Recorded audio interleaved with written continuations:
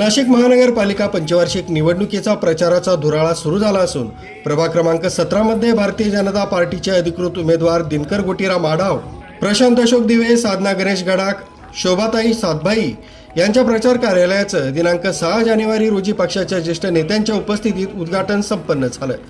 यावेळी भारतीय जनता पार्टीचे शहराध्यक्ष सुनील केदार, विद्यमान आमदार ॲडव्होकेट राहुल डिकले, माजी आमदार बाळासाहेब सानप, माजी महापौर अशोक दिवे, मुकुंद गोटीराम आढाव, मधुकर आढाव, बबलू शेठ चंदानी, प्रकाश नाना पगारे, चिमनकर साहेब, श्रीधर त्रिभुवन, अंबादास खाडे, डॉक्टर सोनकांबळे, नामदेव आढाव, गणेश बाळासाहेब गडाख, अमेय बर्वे, रितेश गांगुडे, भगवान लोळगे, अण्णा भाके आदी मान्यवर उपस्थित होते। प्रभाग क्रमांक 17 मध्ये दिनकर आढाव हे ज्येष्ठ नगरसेवक आहेत, तर उमद व्यक्तिमत्व असलेले प्रशांत अशोक दिवे हे नगरसेवक असल्याने त्यांनी प्रभागात मोठ्या संख्येने विकास कामं केली आहेत। तर साधना गडाख आणि शोभा सातभाई यांना मोठा सामाजिक धार्मिक वारसा आहे, त्यामुळे प्रभागातील विकासाला अजून मजबूती देण्यासाठी भारतीय जनता पक्षाच्या अधिकृत उमेदवारांना प्रचंड मतांना निवडून द्यावं असं आवाहन प्रमुख नेत्यांनी केलंय।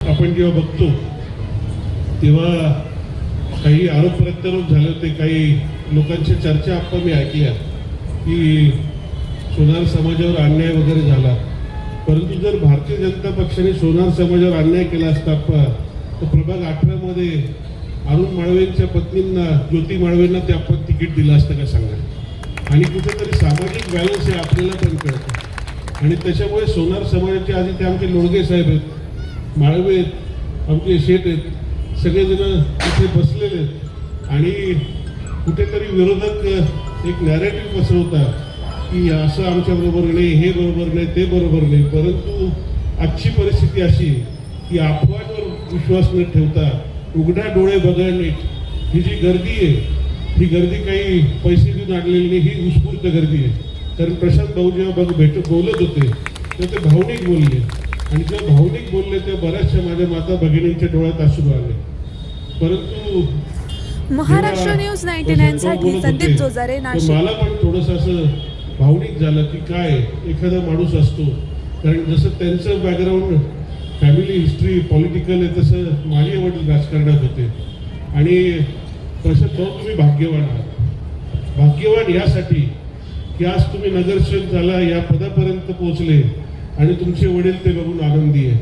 मी 2दा आमदार झालो, माझ्या वडिलांची फार इच्छा होती की मी आमदार व्हावं, परंतु जे आमदार झालो तर दोन्ही वेळेस माझे वडील नव्हते, आई पण नव्हती आणि मी आजारी पडलो।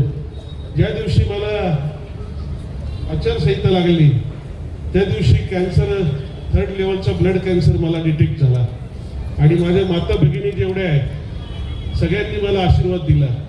मी पूर्ण इलेक्शनमध्ये विचार करायचो की जर मी एवढं काम करतोय प्रत्येक घरात, परंतु खऱ्या अर्थानं लोकप्रतिनिधींचं तेच काम की खऱ्या अर्थानं लोकांच्या विश्वासाला ज्या वेळेस लोक विश्वास टाकतात आणि विश्वासाने आपल्याला निवडून देतात त्यावेळेस त्यांच्या विश्वासाला पात्र राहून काम करणं हे खऱ्या अर्थानं लोकप्रतिनिधींचं काम आहे।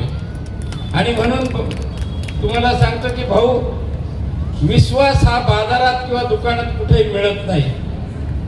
वर्षानुवर्ष महिलांचा, ज्येष्ठांचा, तरुणांचा विश्वास मिळवणं, आमच्या लाडक्या बहिणी तर तुम्हाला सांगतो प्रचारामध्ये गेलं का ते सांगताय भाऊ हात जोडू नका, कारण आम्ही तुम्हाला लहानपणापासून पाहिलेले, अनेक वर्ष पाहिलेले। मी माझं काम सांगणार नाही काय काम केलं, कारण काम सांगण्याची गरज नसते। आपल्याला माहिती राहुल भाऊनी पहिल्या 5 वर्षात काम केल्यानंतर ह्या ठिकाणी नाशिक शहरामध्ये आपल्या सर्वांनी इतिहास घडवला आणि 90,000च्या फरकाने आपण राहुल भाऊंना निवडून दिलं। हे त्यांचं काम बोलत होतं आणि म्हणून त्याच वेळेस मी सभेमध्ये ज्यावेळेस आमच्या जयप्रोटा सभा झाली, भाऊ तुम्ही जे काही केलेले चांगलं काम केलेले जनता त्याचं निश्चितच तुम्हाला साथ दिल्याशिवाय राहणार नाही। आणि भाऊ त्यावेळेस खरोखर अतिशय चांगल्या मताने विजय झाले आणि म्हणून खऱ्या अर्थानं या प्रभागामध्ये सातत्यानं काम करीत आलेले।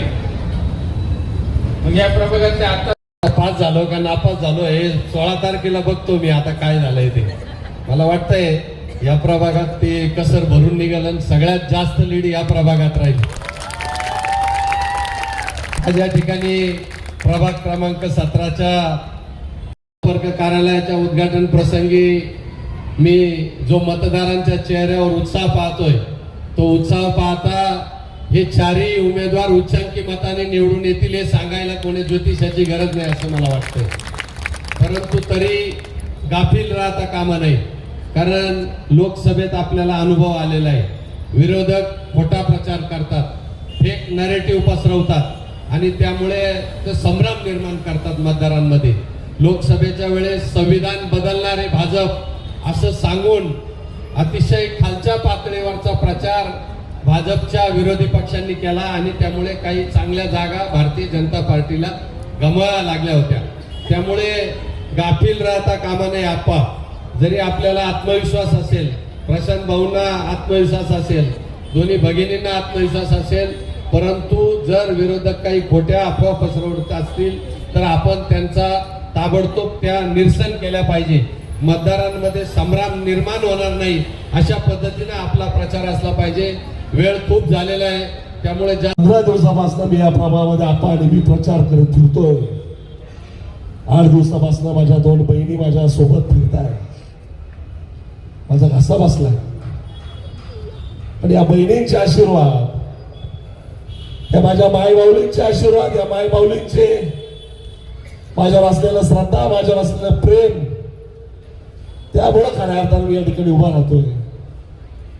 राहुल भाऊ, मी या निवडणुकीमध्ये मत इथं कोणी सांगावं का मी कोणाकडे मत मागितलं, मी या ठिकाणी कोणत्या जणात मत द्या असं म्हटलं नाही, तर मला फक्त आशीर्वाद द्या. हेच या माय भाऊलीकडे, माझ्या प्रभागाच्या प्रत्येक बांधवाकडे मागतोय आणि भरभरून खऱ्या अर्थाने मला या ठिकाणी आशीर्वाद आणि प्रेम या ठिकाणी मिळत आहे. प्रभागामध्ये मी ज्या ज्या ठिकाणी आम्ही फिरतोय, आपाने मी, माझ्या 2 बहिणी नवीन आहे. आमच्या प्रभाच्या शोभाताई सादरे या दुसऱ्या नीलमताई गडाख आणि आप्पा आणि मी एकच सांगतोय की तुम्हाला जर अडचण असेल एखाद्या मताची तर माझं मत कमी करा, पण माझ्या 2 बहिणीतलं मत तर तुम्ही कधीच टाळू नका.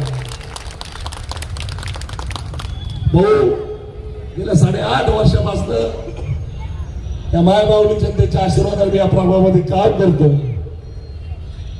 आणि या प्रभागामध्ये काम करत असताना मी असेल, आप्पा असेल, विकासाच्या माध्यमातून अनेक विकास कामांनी या ठिकाणी करण्याचा प्रयत्न केला.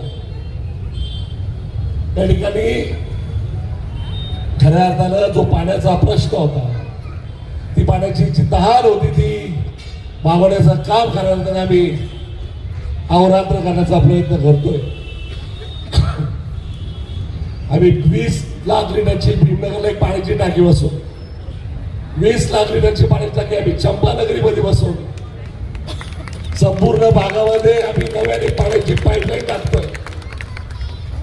आम्ही संपूर्ण भागामध्ये प्रत्येक भागावर एक उद्यान चालू करण्याचा प्रयत्न करतोय. आम्ही संपूर्ण भागामध्ये रस्ते कॉन्क्रीट करण्याचा प्रयत्न करतोय, सर्व ठिकाणचे रस्ते डांबरीकरण करण्याचा प्रयत्न करतोय. या ठिकाणी भाऊ, तुम्ही मला जेव्हा DPDC ला घेतलं, यावेळी भारतीय जनता पक्षाचे पदाधिकारी, कार्यकर्ते आणि प्रभागातील नागरिक मोठ्या संख्येने उपस्थित होते. वृत्त संकलन विभाग संदीप जोजारे, मुख्य संपादक महाराष्ट्र न्यूज 99 नाशिक.